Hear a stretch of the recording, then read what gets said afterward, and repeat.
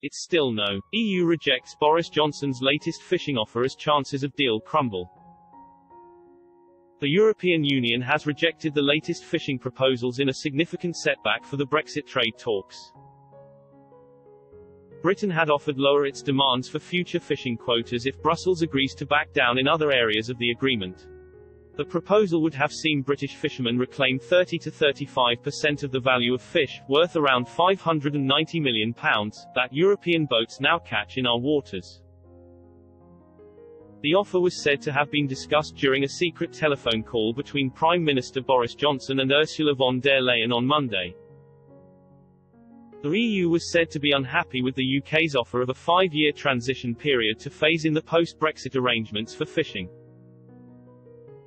Brussels is pushing for much longer, with its current demand at 7 years.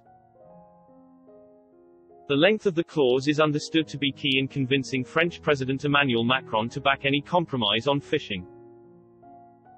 UK and EU officials refused to comment on the exact details of the discussion, but didn't deny the secret phone call had happened.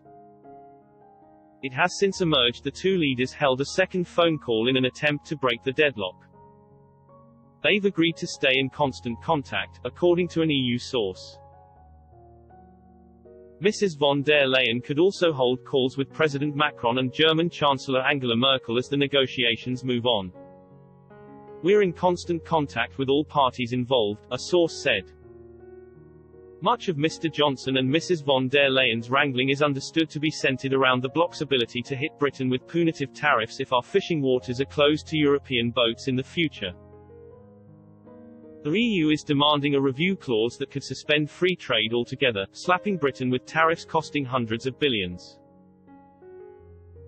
Eurocrats want this to be a unilateral decision taken if they feel future negotiations over fishing opportunities end in an unsatisfactory outcome for the bloc.